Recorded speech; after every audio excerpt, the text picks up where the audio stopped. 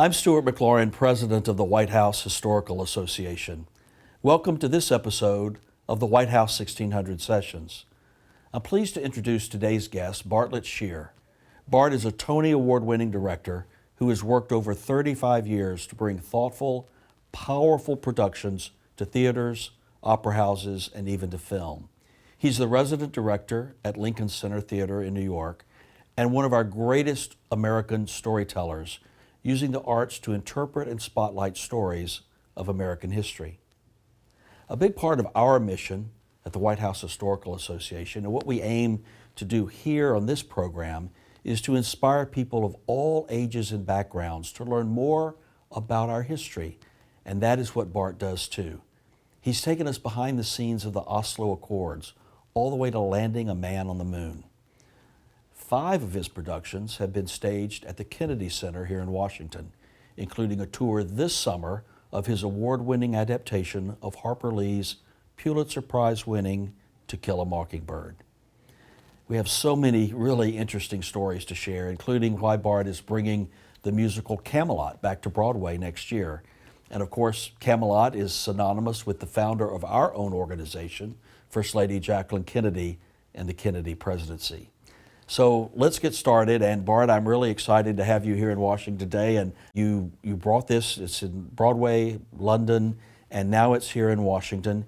And it's so powerful the way that you teach and tell history through the stage and through film and the storytelling mode that you're so gifted and talented to produce. So tell us about this story. Well, thank you. To Kill a Mockingbird is one of my, one of my most beloved experiences in the theater. I really had an extraordinary time. It began in a collaboration with Scott Rudin, who then producer, and Aaron Sorkin and myself. And we were able to secure the rights to do an adaptation of it. I think the thing that's really interesting about any of these endeavors to look at stories of who we are is it actually makes you ask the question about what is the purpose of theater.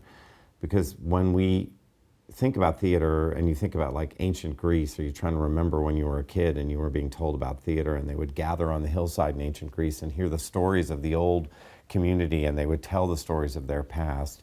That's essentially what we're trying to do with To Kill a Mockingbird.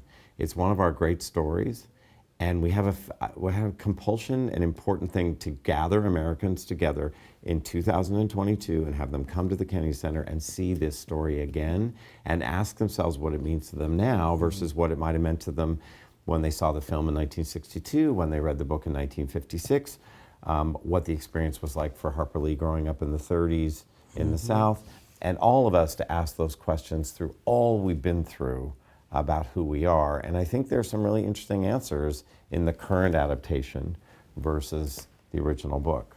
Well, I've been to Monroeville, Alabama, and I've been in that courthouse that Gregory Peck was in for the famous production. And I know that the Obamas screened To Kill a Mockingbird in the White House, and President Bush gave Harper Lee the Medal of Freedom at the White House. And there have been so many White House moments related to this story. In this present adaptation, what is it that you hope a student of history or someone who may not even be aware of history or knowledgeable about history, I feel like so many Americans today are just oblivious to the stories of our American history. What do you want them to take away from this? Well, I think, what's extraordinary about Harper Lee, a young woman growing up in the South, who had a very powerful father. Her father was named A.C. Lee. He was one of those classic American figures of the 30s. He was a Roosevelt Democrat. They were struggling through the Depression. He wrote for the local newspaper, and he was a pretty committed segregationist at the same time. He was a product of his time. He had a daughter who didn't quite understand who this man was, and in her writing tried to engage the contradictions she saw, the world that was changing around her, and she developed this amazing story. It's a story which was then picked up by Gregory Peck, which some people might accuse or suggest was turned into a bit of a white savior story, where the figure of Atticus Finch was so elevated that he became the kind of dominant person in the piece. I think if you were to come to see it at the Kennedy Center now, you would see a bit more, hopefully, leavening of that particular story. The Atticus that you might see at the Kennedy Center is somebody who has to grapple with with who his community is. He had this belief that he could get Tom Robinson off. He believed in the law. He gave it all he had, and they convicted him anyway, even though they basically knew he was not guilty. It's a very powerful thing to work with. And audiences now, following George Floyd, following all of what we've been through for even the last 3 years, start to look at these stories differently and see different things in them for themselves. And that's what's extraordinary about the classics. They come around, and each time you do them, you see a different part of who you are, where you are as a culture in them, as a country in them, and we ask different questions about who we are now as a country. And we're obviously going through tremendous transformation as a country now, and polarization, et cetera. And a story like To Kill a Mockingbird, I think, is very, very enriching, rewarding, and challenging as a story to tell now. What about theater as a tool to understanding history, challenging our assumptions and errors about history? A generation passes and this generation forgets what happened the generation before. And so these stories are told and retold. But how do you see theater being, the stage being used as to help people come to terms with the realities that we face in politics and policy and government? Yeah, I mean, what theater can do is it's a kind of almost psychoanalytic tool. You can go into a theater, you can sit there and you can experience a story, and you don't have to actually literally go through it, but you can actually experience the sort of depth of the story. You're kind of transported back to 1930s. The same thing happens in films. You go into these worlds and you engage the story differently about who you are. I think for me, the most powerful thing about the powerful teaching tool about theater is it hopefully helps people hold two competing ideas in their head at the same time. Because good theater is not between a wrong and a right, it's between two rights. And you see things go at it, you see them struggle, you see them fight over something, and you may not agree with how they come out, but you see them come to grips. And in our polarized culture now, one of the things that doesn't happen so easily is the ability to hold two rights in your hands at the same time and feel if you can see how they can work out or how they have to come to some larger conclusion. And that's because I, as a theater maker, don't have to have the answer. If I'm the US Senator or if I'm the president, I have to have policy that's an answer. All I have to do is produce and show the problem, let people see and experience the problem. And that's what's very moving about this. I think that the experience of Calpurnia, for example, in Mockingbird, as she struggles with Atticus, it's become kind of the central relationship. The old black woman who's worked for the family her whole life, who's watched him and believed and raised these kids, watch him try to take on the case of Tom Robinson and fail. And what goes on between the two of them is very powerful to watch. I'm not going to answer that. I'm not going to give any spoilers on that, but that's what makes it an important piece of theater. When I first came to Washington, the conflicts or the debates, confrontations between different parties, between Congress and the president, if they were of differing parties, they seem to be based on I'm right and you're wrong. Correct. And we've evolved into a point where it's I'm good and you're bad, or I'm righteous and you're evil. How does the storytelling through the theater help us get away, or does it help us get away from that righteousness and evil and back to people having different viewpoints and coming to understand and maybe even respect somebody else's viewpoint if they disagree? Yeah, I mean, I've always, the thing that's extraordinary about the American experiment and the things like the Enlightenment and how we learned and developed them through theater is that just extraordinary ability to sort of see how we can be different in the same umbrella, under the same umbrella, and accept our differences. I always thought separation of church and state was about, that there's many of us who can believe different things under the same umbrella, as opposed to we all have to believe the same thing. And I think when you go to a piece of theater, you see different points of view acting on one another, and you see them in conflict, you see them work together, you see them go through things, and you see them come out the other end as somebody else. And it's the experience of conflict, it's the experience of transformation through engagement that allows you to become, to measure your own experiences against the ones you're watching. It allows you to ask, How did we address that question? How did our own writers ask these questions 100 years ago, and how are we asking them now? So if you go in and you hear Shakespeare, you're realizing you're listening to words that were written 400 years ago. And you're watching people go through struggles exactly the same ones that they did 400 years ago as they are now. And you're like, how is this different? Look at how they think about things. Look at the conflicts they're going through. Is it kind of the same? And that becomes interesting. So there's something about the 1930s, in the South, and then looking at it again through the prism of the film, and then looking at it now when they walk in there through Aaron Sorkin's lens, that helps us go, oh, who are we now in this world? And it's that experience of history through verbal expression, through plastic movement of bodies in space, talking to each other in a given time, and also in community with other people. Because what's great about the Kennedy Center is you got to get up, you got to leave the house, you got to go and you got to sit with your fellow citizens who you may not agree with and all watch the same thing. Well, teaching and interpreting history through performance on a stage, what is your balance between entertainment and education? I have none. I don't ask that question.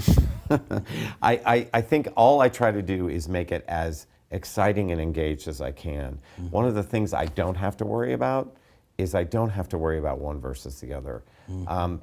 If I do a good job, it will hopefully be entertaining, even if it's tragic.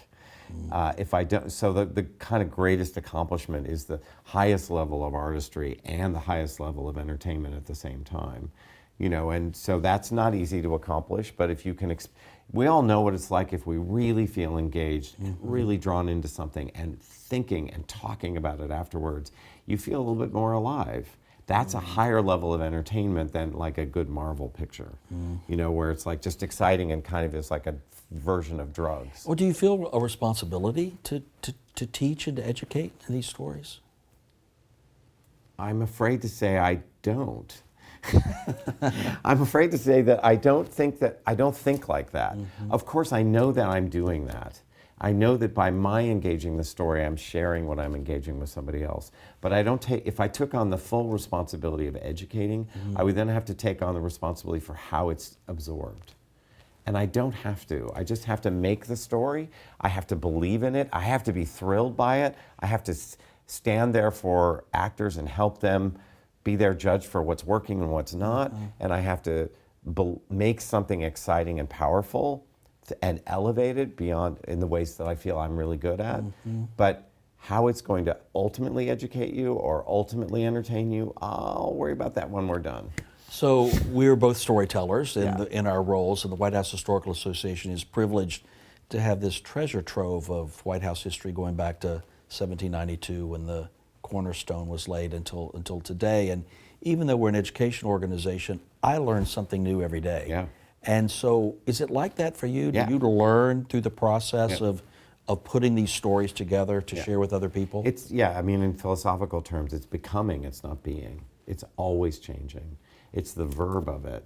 Because I'm lucky enough that some of my shows have done well, so I have to go back to them and put them up again and again, and they keep changing on me. Because every time I come back to them, I'm a little different, and the world around me is a little different. So I have to engage the question again. It's really interesting that we closed Mockingbird for all those many months in the middle of the pandemic, and when we reopened it, we'd had George Floyd, we'd have all this thing, and essentially it was a very different play when it came back than when we did it before.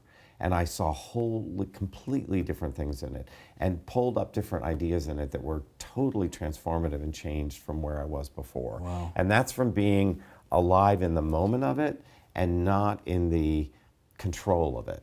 Like, I have to be listening to where the truth is in it. I have to be observing it and then use my skill to elevate what I'm discovering new each time. And then it feels alive and it's crackling and it's going. But if I sit and try to control it and turn it into something, or you can tell those experiences which feel manipulative, which could be, I don't know, anything from a big Vegas, show to something else where it's just excitement and spectacle, et cetera, versus the ones that are exploring other layers of things.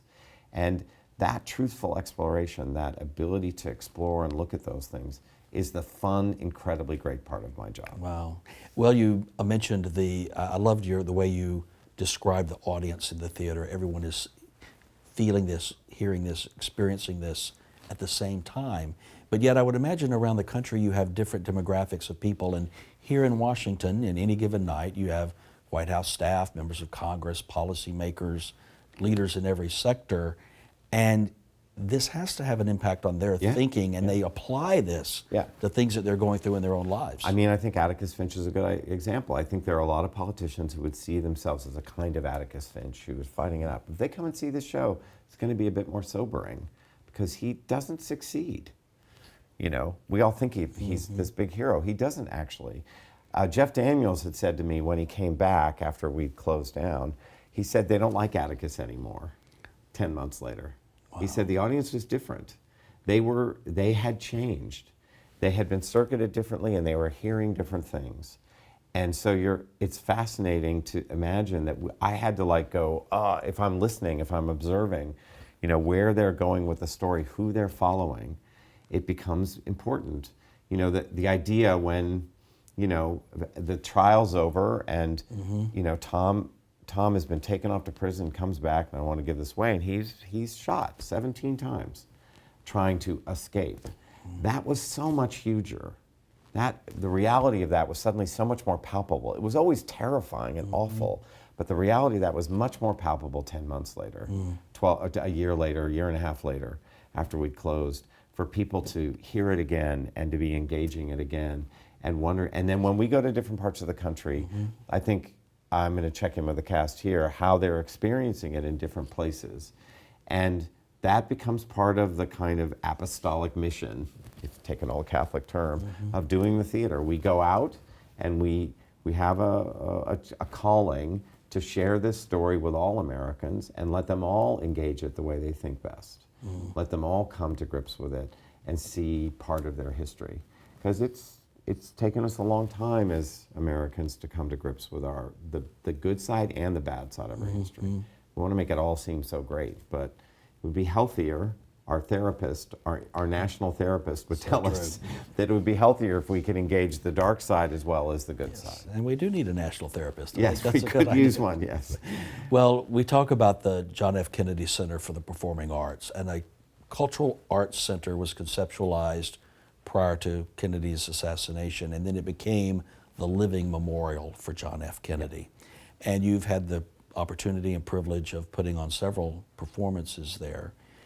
What is it about the Kennedy Center? Is there anything special about that particular venue and the attachment to that iconic American president? Well, I think a healthy culture has to have healthy and vibrant arts, because it's through the arts that you experience the complexity of the ideas, you experience the sense of what we can become, the aspirations to make great things, and I think it makes better citizens to have healthy artistic communities, because it means that there's vibrant ideas broiling and being expressed and being. So when you go to a place like the Kennedy Center, or if you're a kid out gosh knows where, and you come into, you know, DC, and among the many things you do is go to the Washington Monument and do all that, to go to a center that extraordinary and the architecture is so elevated, you see that the country of the United States is saying the arts are important when they see a place like the Kennedy Center.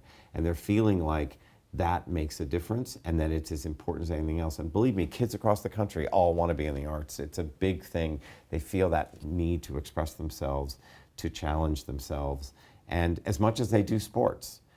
And so I think it's one of the great cultural accomplishments of 246 years of being a nation to have a great vibrant arts center right on the banks of the Potomac near the White House.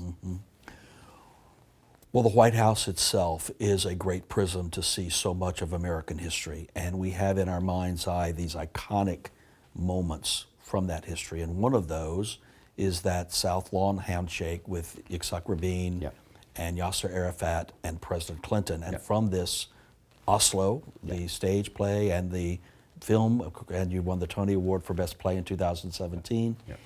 Tell us about the evolution of that production. And we see that handshake in our mind's eye, but what's the story behind the story that led to those productions? Again, as I said earlier, great drama is not between a right and a wrong, but between two rights. And when you take on, there's an inherent extraordinary drama in the basic tale of what happened with the Oslo Accords. The, the superhero origin story of it is much more modest. My daughter's best friend in second grade was the daughter of the two negotiators from Norway. Oh, wow. That's incredible. And so I met them, Taya Rod Larson and Mona Ewell, who is currently sitting on the UN as the ambassador from Norway and is the president of the UN Security Council. I met them, and I would go to soccer matches to watch our daughters play. And this is maybe the way things should happen because it's kind of so human. And Taya would tell me these incredible stories of this thing they had done many years earlier. And I just thought it was a pretty extraordinary story. It had all the elements of great theater. Not only were there two opposing sides, but they were like layers. Up here they were saying one thing, and in here they're saying another, and below that was another.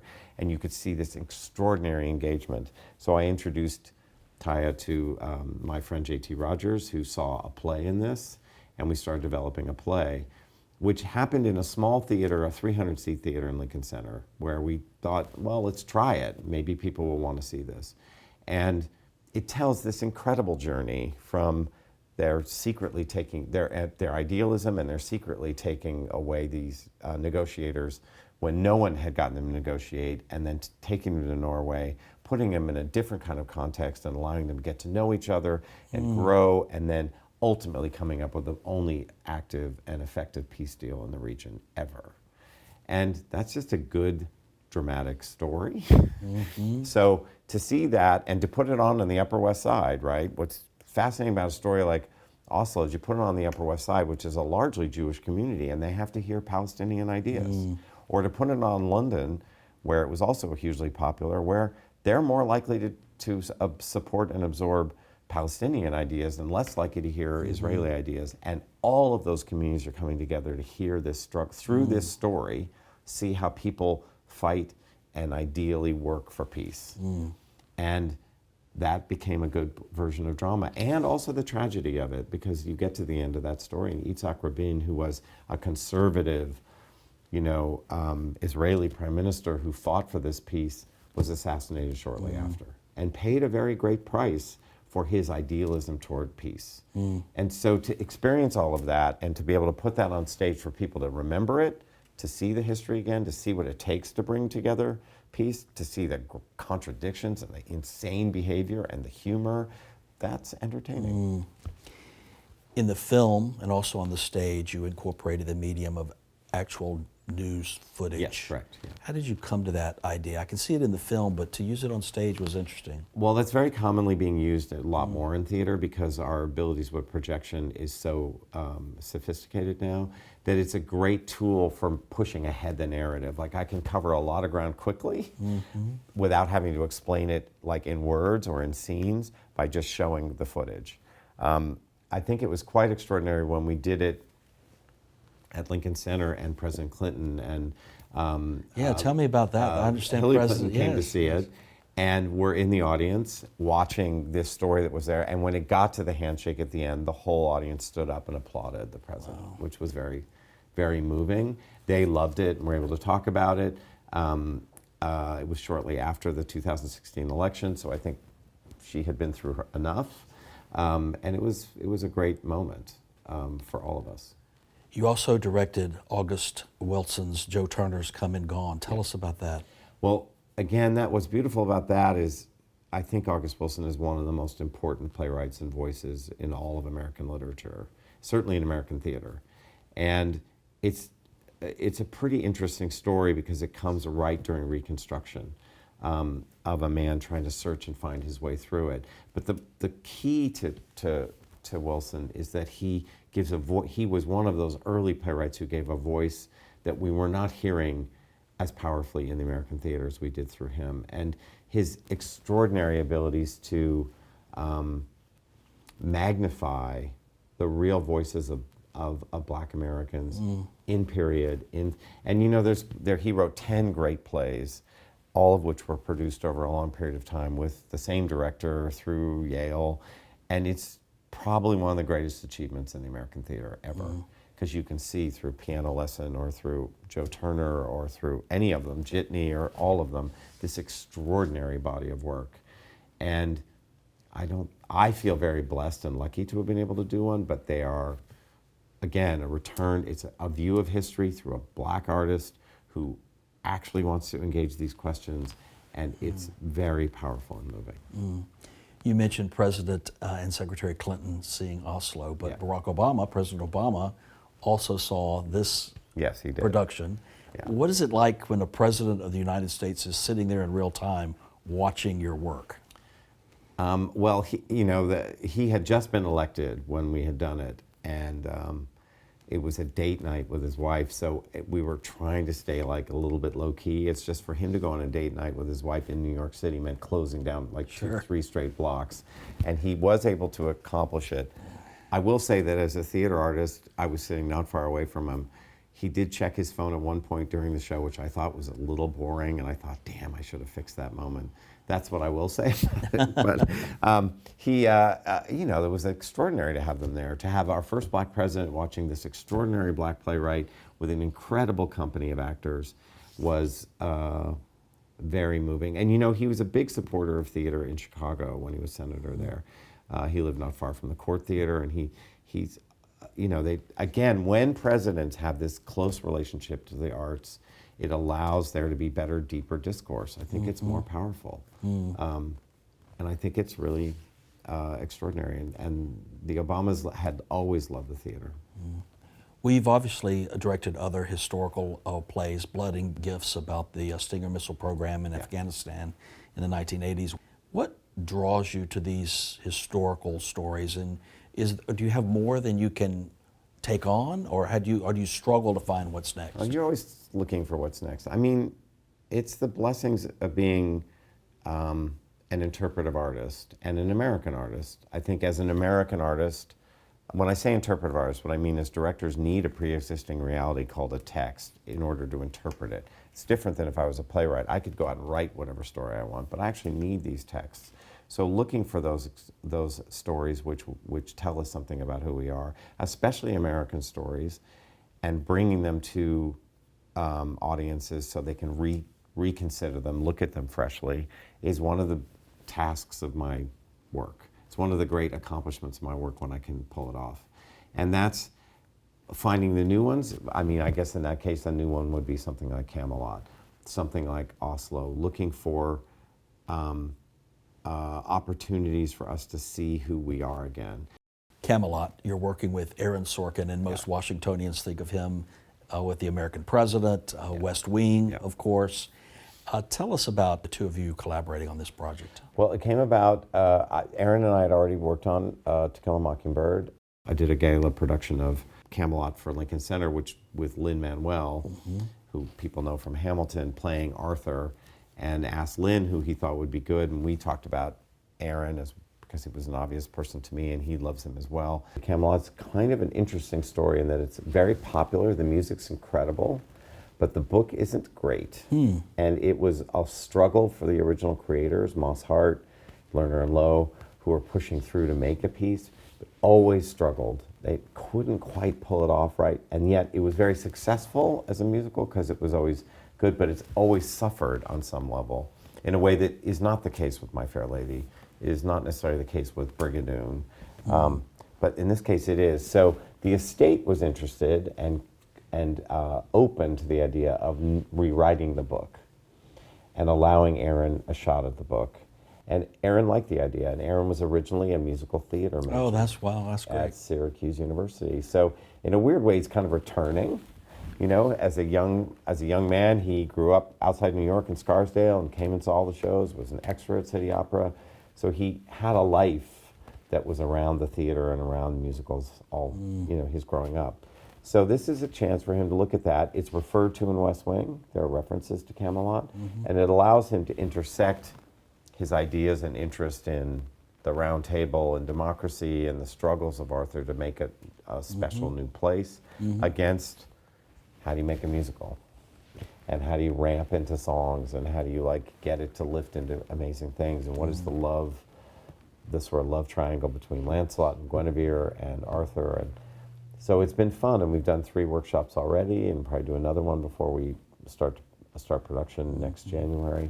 And I think, again, like all of these, you come back to it and it'll feel very different, even by the time we do it next year, than it did the last time it was on Broadway, sometime in the early 90s, between the 60s when it was on Broadway. We're different, so how we see it now is going to be very interesting to explore. Well, it's amazing that one word, that word Camelot, conjures in our mind's eye an American presidency. In fact, we just published a book, Designing Camelot, on Mrs. Kennedy's work and what she did with the White House, which is so important to our mission. So I'm very excited for the renewal. What we know of Camelot and the White House, et cetera, is a kind of the elevated metaphor of it, the kind of misty memory of a perfect time when we were all in agreement and when we had new ideas. And that's still absorbed in our musical.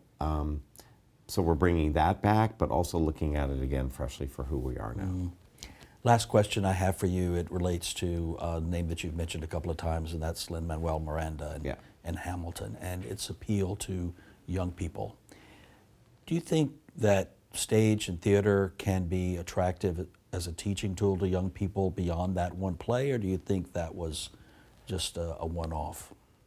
I do not think that's a one-off. There's a wonderful new musical that was just made at the Public called Suffs, which is in a somewhat similar style about suffragettes from the early 20th century. That's extremely good by Shana Taub. It's an amazing piece that hopefully will come to Broadway. I think that style of approach is great, but I also think that kids who grow up in their communities find in the theater, there's certain kids who find in the theater an opportunity for expression, a way of being in community, a way of working with each other to make something. And the excitement of doing that when you're in high school or wherever you are can translate into like who you can be when you grow up. And falling in love with musicals and falling in love with the theater is its own special experience. And it's easy for kids to learn and be taught through theater. They love it. They get to engage collaboration and working with others and creativity and do a million things and express themselves. So I think it's always going to be with us. I also think the idea of coming in large groups and being in the same room together has not quite gone out of fashion. And I think there's a lot of excitement about it. I think when people come to the Kennedy Center as families, as whatever, just the pure experience of going out, being in a room with other people, watching a show like Mockingbird, watching a show like Hamilton, hopefully watching a show like Suffs, can be really life-giving and connective and brings us together. One of the things I always think about being an American now is this sort of loss of narrative, that somehow the narrative that holds the country together is getting pulled apart. And narrative, you learn when you work in narrative that it is very powerful. And if you can have a narrative that holds together the ideas and the values and the contradictions of the culture, and it can be shared and loved by everyone, it can really make a healthy culture. But when you have a narrative that people start arguing over what the narrative really is and start pulling apart at that and start saying, no, the narrative is really this and really this, you can also are on the cusp of real difficult times. So when our narrative is whole, when we're exploring it, when we're rethinking it, when we're sharing it, we're a healthier culture. Wow, that's really powerful. You've had the Clintons, you've had the Obamas, and now I hope with either To Kill a Mockingbird or Camelot, you have President Dr. Biden. Vice President Biden did come to see To Kill a Mockingbird on Broadway. Great. He loved it. He was very wonderful to have him there. This is as he was running for president. Well, let's get them both to Camelot in New York. It'd be great. That's great. It'd be great. Well, you're brilliant, a wonderful storyteller. It's been inspirational to me to talk with you and to share this medium of telling stories about our history in different and innovative and creative ways, and just really appreciate the time to be with you today. Thank you. Thank you for listening to this episode of the White House 1600 Sessions. Remember, you can find previous episodes of this podcast and learn more about the White House Historical Association and actually support our work as a nonprofit, nonpartisan organization by going to our website, whitehousehistory.org. Until I see you next time on the White House 1600 Sessions, thank you for your interest in history, and thank you for supporting our important work.